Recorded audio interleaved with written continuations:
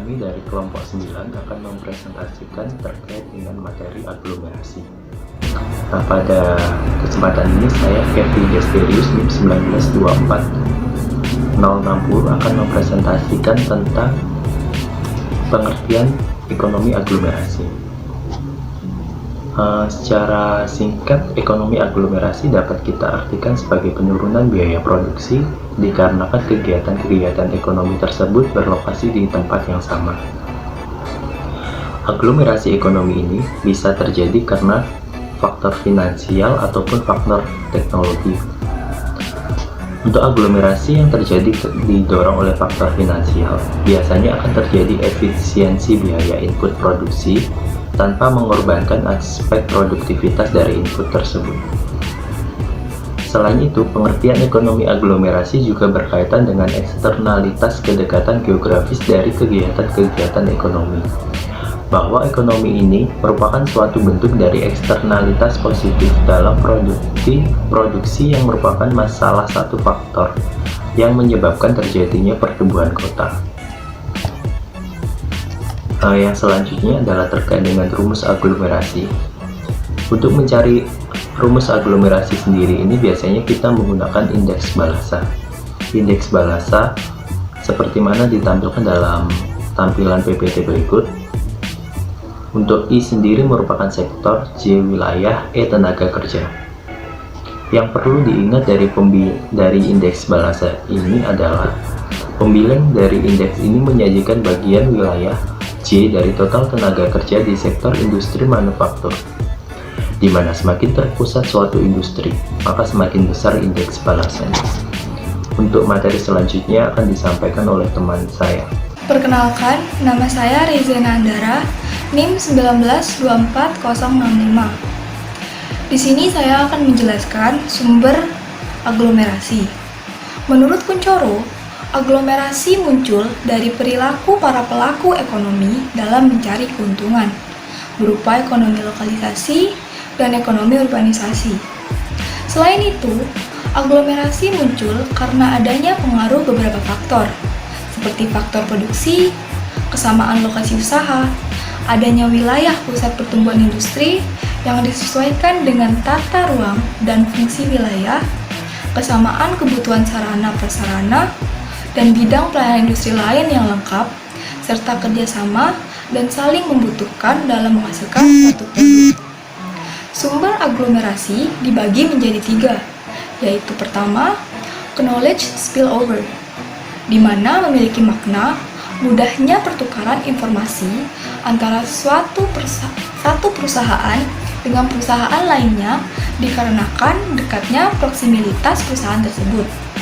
Dalam sumber ini terdapat tacit knowledge yang berarti informasi setunggal mengenai kondisi aktual. Informasi ini dapat membantu karyawan dan pemimpin perusahaan untuk memahami kondisi pasar secara lebih menyeluruh, terutama mengenai pergerakan pasar dan inovasi baru. Oleh karena itu, tacit knowledge dapat meningkatkan daya saing suatu perusahaan tersebut. Yang kedua, ada non-trade inputs. Jika beberapa perusahaan berjarak dekat antara satu dengan yang lainnya, maka terdapat input tertentu yang dapat disediakan dengan lebih efektif. Input ini dapat berupa jasa ataupun infrastruktur yang dapat menunjang operasional suatu perusahaan. Yang terakhir adalah local skilled labor pool, yang dimana ketika suatu perusahaan ingin melakukan ekspansi ataupun pengembangan usaha, perusahaan tersebut akan membutuhkan tenaga kerja profesional dalam jumlah banyak dengan spesialisasi masing-masing. Mendapatkan tenaga kerja yang bermutu dalam jumlah banyak dan dalam waktu dekat tidaklah mudah. Oleh karena itu, pekerja menjadi salah satu constraint suatu perusahaan dalam melakukan pengembangan atau ekspansi. Aglomerasi merupakan salah satu jawaban dari constraint tersebut. Perkenalkan, nama saya Karina Nono Lebang, NIM 1924017. Jenis aglomerasi.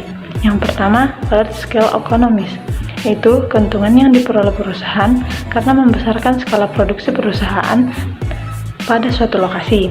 Yang kedua, urbanization economies, yaitu keuntungan bagi semua industri pada suatu lokasi yang sama sebagai konsekuensi membesarkan skala ekonomis dari lokasi tersebut.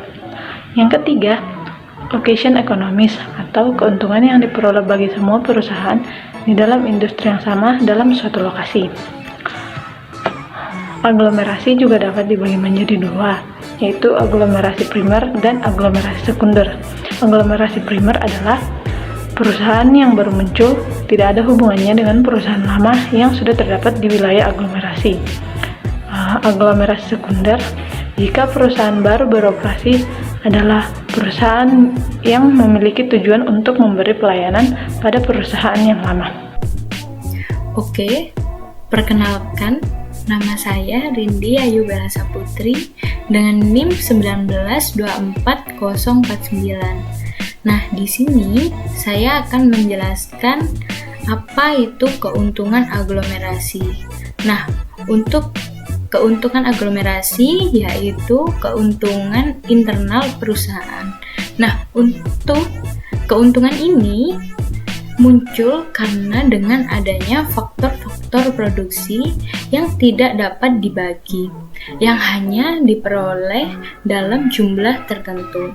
Jikalau dipakai dalam jumlah yang lebih banyak, maka biaya produksi per unit akan jauh lebih rendah dibandingkan jika dipakai dalam jumlah yang lebih sedikit.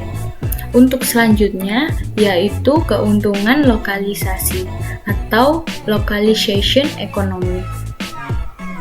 Keuntungan ini berhubungan dengan sumber adanya bahan baku atau fasilitas sumber. Nah, artinya dengan menumpuknya industri, maka setiap industri merupakan sumber atau pasar bagi industri yang lainnya. Untuk selanjutnya yaitu keuntungan ekstern atau keuntungan urbanisasi.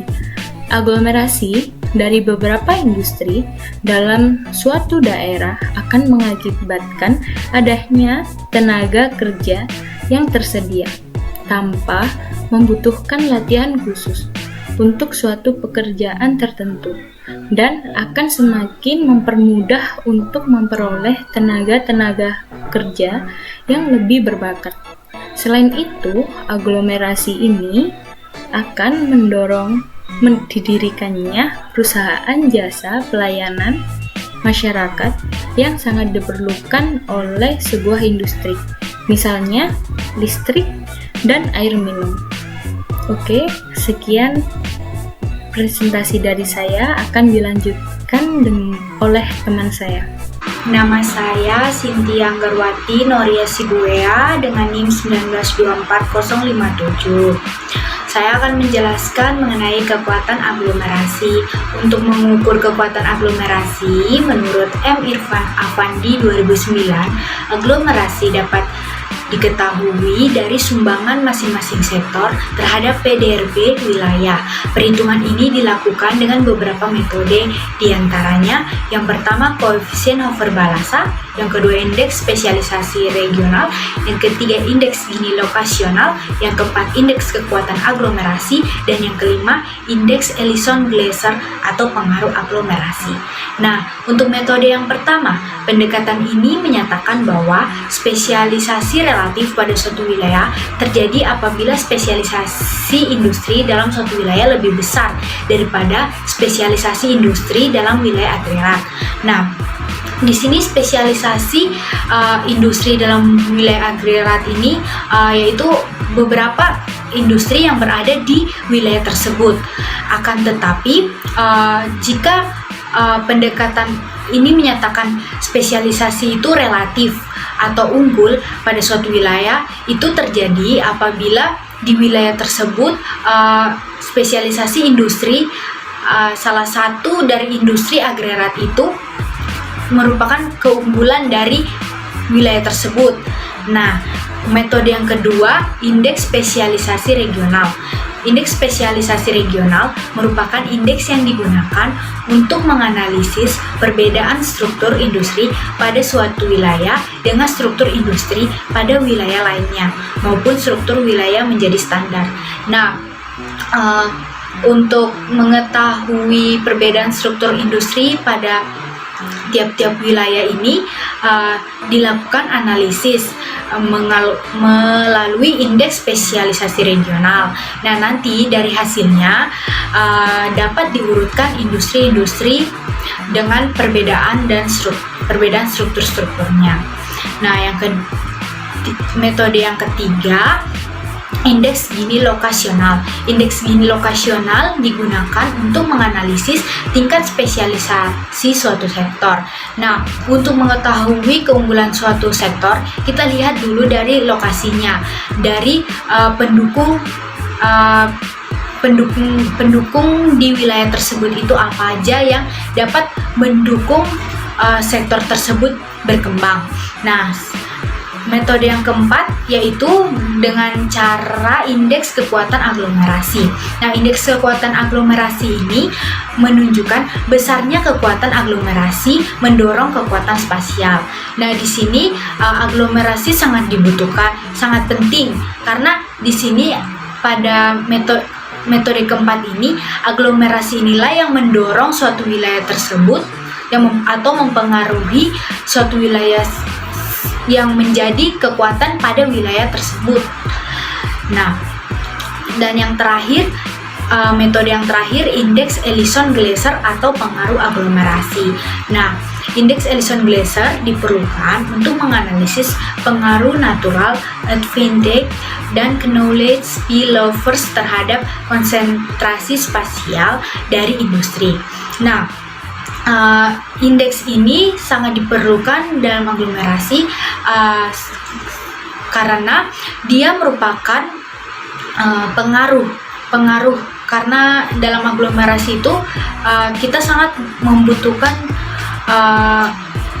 lingkungan dan juga ilmu-ilmu yang mendukung wilayah tersebut untuk berkembang selanjutnya. Mungkin itu saja dari saya mengenai kekuatan aglomerasi, dan selanjutnya teman saya akan menjelaskan mengenai dampak dari aglomerasi.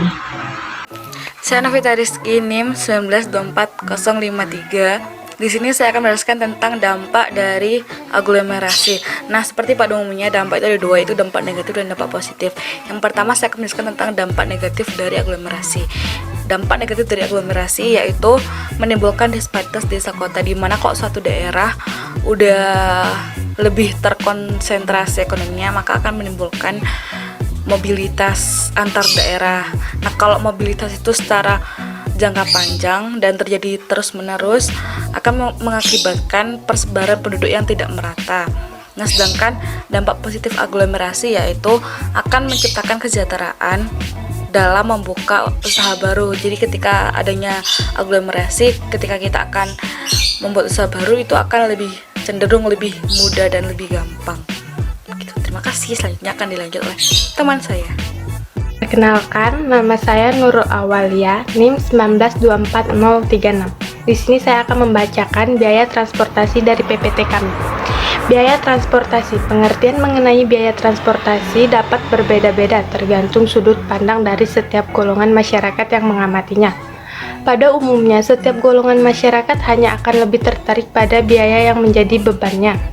Misal, seseorang menggunakan jasa angkutan umum, di mana tarif yang dikenakan dan waktu yang diperlukan dalam melakukan perjalanan akan dipandang sebagai biaya.